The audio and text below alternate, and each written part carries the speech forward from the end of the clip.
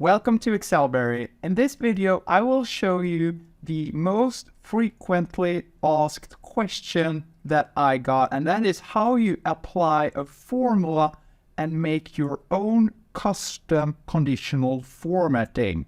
For example, if you have your data like this and want to visually highlight, which is what conditional formatting does, the cells that is above the number down here, like this, then you need to apply a formula, and that's what I'm gonna show you in this video. First of all, what I say, conditional formatting is a tool to visually highlight cells that meet a criteria, and you already have some criteria that are predefined. For example, you could select these cells up here, go to the home ribbon, go to conditional formatting, and here you could highlight cells that is greater than, less than, between, equal to. You could press greater than and then type in 50,000. But if the value here changes, then the conditional formatting will not change. What you need is a formula that evaluates whether or not the value is above this cell down here. What you do is that you create a formula in conditional formatting that evaluates whether a statement, a criteria, is evaluated true or evaluated false. And how I usually do it is that I try it first in Excel in cells and then see if it works. And then I go to conditional formatting and just paste the formula. In this case, we need a formula that evaluates if this cell is bigger than this cell down here. So I start here in A3, and I'll show you why soon. Press on equal and then make my formula. If this cell is greater than this cell down here, and if I copy the formula down, I want the reference to this cells to be the same. So I press on F4 to make it as an absolute reference. And this looks good. Then I press on enter, and you'll see that yes, it is true. If I copy it down, you'll see that this one is false because it's 30,000, which is lower. Then it's true, true, and then false. And you can see that the formula looks correct also for the cells below. Now you know that the formula works. Now we apply it to the conditional formatting. What we do is that we highlight our cells.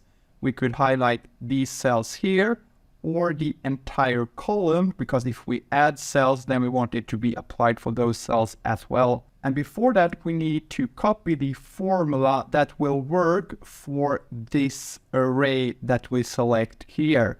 And the first cell in this array will be the E1 cell. So we need to copy the formula up here to A1 to evaluate whether or not E1 is above the cell down here. This will of course be false, but what we do is that we copy this one here, select our entire E column, go to conditional formatting, press on new rule, and then here in the bottom you have use a formula to determine which cells to format. Then you paste your formula. What we do is that we select the entire column. So the first cell that will be evaluated is with this formula here. And then E2 will be evaluated as E2 is bigger than B10 cell. So this one will work. Then we go to format and decide how we want this cell to be formatted if it's above the cell value in B10. And this is a format that we could use. So if the E1 cell is higher than the B10 cell, then it will be formatted as down below here, and it will apply this formula to the entire array that we selected, and this cell B10 is an absolute reference, so it will not change, but the E1 cell is a relative reference. So when the conditional formatting will be applied to the next cell, this cell will be changed. We press on OK, and we'll see that these three will be greater than 50,000. If we do it with 32,000, we'll see that this cell also will be evaluated true, and then the conditional formatting will be applied.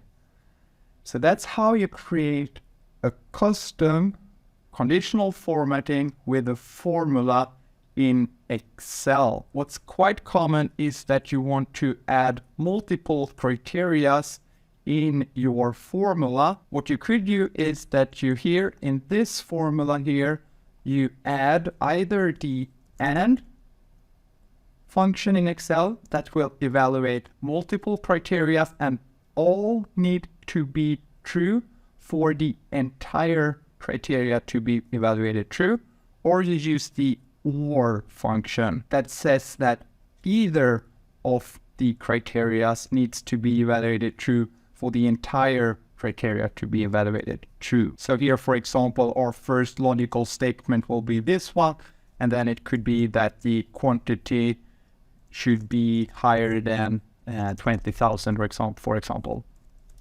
So now both these need to be true in order for the entire function to be true.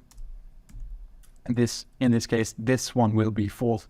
And then you just copy this function here instead. And remember to change the C7 and E7 to be the first cell in the cells that you selected. So that's all you need to know about a conditional formatting formula. If you liked what I learned you in this video, please like the video, subscribe to my account if you want to learn even more in Excel, and consider going my Excel course on excelberry.com. Thank you.